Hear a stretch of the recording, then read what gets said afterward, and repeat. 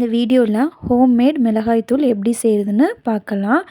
இதுக்கு தேவையான இன்க்ரீடியன்ட்ஸை நான் கொடுத்துருக்கேன். டிஸ்கிரிப்ஷன்லேயே இருக்குது, செக் பண்ணி பார்த்துக்கோங்க. 1 கிலோ வரமிளகாவை லைட்டான இதமான சூட்டில் இப்படி வறுத்து எடுத்துக்கோங்க. ரொம்ப கரிஞ்சு தீஞ்சிட போகக்கூடாது. ஸோ லேசாக சிம்மல்லே வச்சுட்டு மெதுவாக வறுத்தெடுங்க. இந்த மாதிரி கை பொறுக்கிற அளவு சூடு இருந்தால் போதும். நான் 2 பேட்சாக பார்த்திங்கன்னா பிரித்து அதை வறுத்து எடுத்து வச்சுருக்கேன். இதை இப்போ நம்ம வெயிலில் நல்லா காய வச்சிடலாம். இப்போ பார்த்திங்கன்னா இந்த வரமல்லியை ஒரு 3 பாத்திரமாக பிரித்து நல்லா வெயிலில் காய வச்சுருக்கேன். இது கூடயே நான் வரமிளகாவையும் அப்புறம் மஞ்சள் தூளும் சேர்த்து காய வச்சுருக்கேன். இது ஃபுல்லாக காலையில் போட்டிங்கன்னா ஈவினிங் வரைக்கும் நல்லா சன்னில் ட்ரை பண்ண விட்டுருங்க. 1 கிலோ மல்லிக்கு 750 கிராம் மிளகாய் வத்தல் எடுத்திருக்கேன். இந்த மணிக்கை கையில் எடுத்து உடச்ச உடனே உடையணும். இதுதான் கரெக்டான பதம். அடுத்து 1/2 கிலோ சீரகம் எடுத்துக்கோங்க. இந்த சீரகத்தை நல்லா சிம்மல்லே வச்சு பொறுமையாக நல்லா ரோஸ்ட் பண்ணணும். லைட்டாக பொரிய ஆரம்பிச்சிரும். பொரிய ஆரம்பித்த உடனே நம்ம ஒரு பாத்திரத்தில் ட்ரான்ஸ்ஃபர் பண்ணிக்கலாம். ரொம்ப கறியை விட்டுறக்கூடாது. அடுத்ததை ஒரு ஸ்டீல் பாத்திரத்தில் மாற்றிக்கோங்க. பிளாஸ்டிக் பாத்திரத்தில் போடாதீங்க. நெக்ஸ்ட்டு பார்த்திங்கன்னா 200 கிராம் சோம்பு. இதையும் பார்த்திங்கன்னா அதே மாதிரி லேசாக வறுக்க ஆரம்பிங்க. வறுக்கும் போதே அது கலர் சேஞ்ச் ஆகி லைட் க்ரீன்லேருந்து டார்க் க்ரீனாக மாறும். ரொம்பையும் இதையும் கறிய விடக்கூடாது. இந்த மணிக்கை பொரிய ஆரம்பித்த உடனே இதையும் பார்த்திங்கன்னா நம்ம சீரகம் ஏற்கனவே வறுத்து வச்சுருந்தோம்ல, அதில் இதையும் ஆட் பண்ணிக்கலாம். இது இப்போ ஆறட்டும். அடுத்து பார்த்திங்கன்னா 100 கிராம் மிளகு எடுத்திருக்கேன். இந்த மிளகையும் அதே மாதிரி நம்ம சிம்மல்லே வச்சு ரொம்ப லைட் ரோஸ்ட் பண்ணுவோம். இந்த மணிக்கை நல்லா ரோஸ்ட் பண்ணி அந்த மிளகெல்லாம் பார்த்திங்கன்னா 1, 2 வெடிக்க ஆரம்பிக்கும்.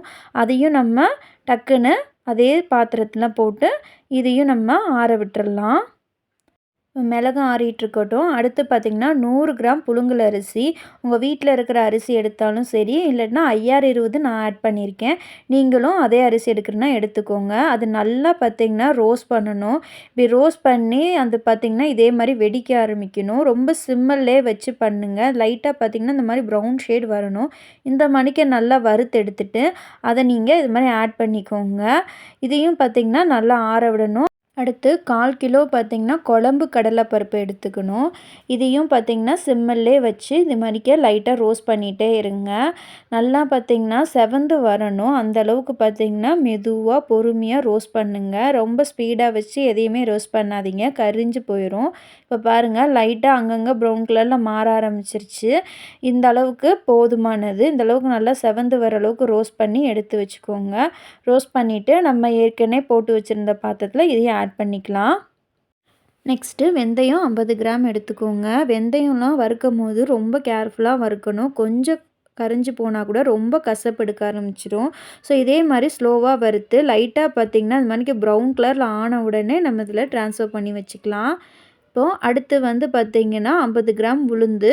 நீங்கள் உடச்ச உளுந்து எடுத்தாலும் சரி, முழு உளுந்து எடுத்தாலும் சரி, அதையும் பார்த்திங்கன்னா லேசாக சிம்மல்லே வச்சு வறுத்துருங்க. உளுந்தெல்லாம் சீக்கிரமாக பட்டுரும். இதே மாதிரி லேசாக பாருங்கள் ப்ரௌன் கலரில் ஆயிடுச்சு. இப்போ இதையும் பார்த்திங்கன்னா நம்ம அதே பாத்திரத்தில் ட்ரான்ஸ்ஃபர் பண்ணி எடுத்து வச்சுக்கலாம். இதெல்லாம் பார்த்திங்கன்னா எல்லாம் ஒன்றா சேர்த்து மிக்ஸ் பண்ணிக்கலாம். அடுத்து பார்த்திங்கன்னா கடுகு 50 கிராம். அது போட்ட உடனே பொரிஞ்சிரும்.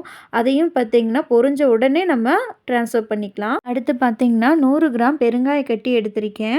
அதை பார்த்திங்கன்னா இந்த மணிக்கு குட்டி குட்டியாக பிச்சு போடுங்க. உங்களுக்கு எந்த பிராண்ட் வேணுமோ அந்த பிராண்டில் பெருங்காய கட்டி வாங்கிக்கோங்க.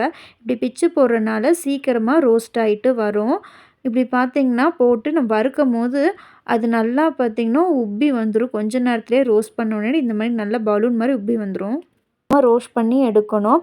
இது கொஞ்சம் டைம் எடுக்கும். ஆனால் நம்ம நல்லா ரோஸ்ட் பண்ணிட்டிங்கன்னா அந்த பச்சை வாடை இல்லாமல் இருக்கும். சீக்கிரமாக நல்லா நொறுங்கி வந்துடும். இதை பார்த்திங்கன்னா இந்த மணிக்கே பொறுமையாக ரோஸ்ட் பண்ணுங்கள். இது நல்லா பார்த்திங்கன்னா ப்ரௌன் கலரில் மாறி வரும். பாருங்கள், நல்லா அங்கங்கே பார்த்திங்கன்னா செவந்து வந்திருக்கு. நீங்கள் இந்த பெருங்காய கட்டியை இப்படி நல்லா செவந்த உடனே அதையும் பார்த்திங்கன்னா அதே பவுலில் ட்ரான்ஸ்ஃபர் பண்ணிக்கோங்க. ஒரு பெருங்காய கட்டி இப்படி எடுத்து பார்த்து நல்லா நசுக்குனிங்கன்னா இப்படி உடஞ்சி வரணும். அந்த அளவுக்கு இப்படி நொறுங்கி வந்தால் தான் இது கரெக்டாக வறுபட்டுருக்குன்னு அர்த்தம். நொறுங்காமல் பிசு பிசுன்னு இருந்துச்சுன்னா மறுபடியும் வறுத்துக்கோங்க. அதுக்கப்புறம் 50 கிராம் விரலி மஞ்சளை குழம்புக்கு போடுற விரலி மஞ்சள்னு சொல்லி கேட்டு வாங்குங்க. அதை லைட்டாக ரோஸ்ட் பண்ணால் போதும். அதை ரோஸ்ட் பண்ணி அதையும் நம்ம இது கூட ஆட் பண்ணிக்கலாம். அப்புறம் 2 கைப்பிடி அளவுக்கு கருவேப்பிலையை நல்லா உருவி வச்சுருக்கேன். இந்த கருவேப்பிலையை நல்லா வாஷ் பண்ணி தண்ணி இல்லாத அளவுக்கு எடுத்து வச்சுக்கோங்க. பூச்சியெல்லாம் இல்லாமல் பார்த்துக்கோங்க. 2 கைப்பிடி அளவுக்கு கருவேப்பிலைய நல்லா இது பண்ணிக்க ரோஸ்ட் பண்ணிக்கோங்க. சிம்மல்லே வச்சு நல்லா இது பார்த்திங்கன்னா பதமாக ரோஸ்ட் பண்ணிக்கோங்க. இப்படி ரோஸ்ட் பண்ணி நம்ம கையிலேருந்து அதை எடுத்து இப்படி நசுக்கி பார்த்தோன்னா தூள் தூளாக உடையணும். நல்லா நொறுங்கி வரணும். அதுதான் இது கரெக்டான பதம். இந்த மணிக்கு ஆனதும் இதையும் நம்ம அதே பாத்திரத்தில் இப்படி ட்ரான்ஸ்ஃபர் பண்ணி நம்ம எடுத்து வச்சுக்கலாம். கருவேப்பிலையை நம்ம பொறுமையாக வறுத்தெடுக்கணும்.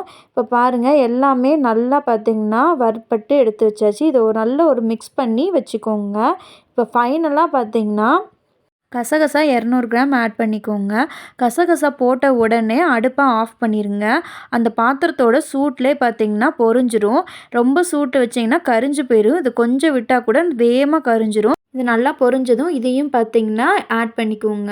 ஸோ நம்ம ஏற்கனவே காஞ்சி எடுத்து வச்சுருந்த வரமிளகாவையும் மல்லியும் ஆட் பண்ணி அதையும் பார்த்திங்கன்னா எல்லாமே சேர்ந்து நல்லா மிக்ஸ் பண்ணி எடுத்துக்கோங்க. இப்போ நல்லா மிக்ஸ் பண்ண உடனே இதை நம்ம போய் அரவை மிஷினில் போய் நல்லா அரைச்சி நம்ம பொடியாக்கி எடுத்துகிட்டு வந்துடலாம். எடுத்துகிட்டு வந்த பொடியை ஒரு பெரிய பாத்திரம் இல்லாட்டி இந்த மணிக்கே ஒரு சாக்கை விரித்து அதை நல்லா ஆற விட்டு எடுத்துக்கோங்க. ஆற விடாமல் அப்படியே போட்டிங்கன்னா அந்த சூட்டில் மிளகாய் பொடி கரிஞ்சு போயிடும். அவ்வளோதான், சூப்பராக பொடி ரெடி ஆயிடுச்சு. இனியும் குழம்புக்கு தனித்தனியாக பொடி அரைக்கணும்னு கிடையாது. இந்த ஒரு பொடி போதும் எல்லா குழம்புக்கும். நீங்களும் செஞ்சுட்டு எப்படி இருக்குன்னு சொல்லுங்கள். தேங்க்ஸ் ஃபார் வாட்சிங்.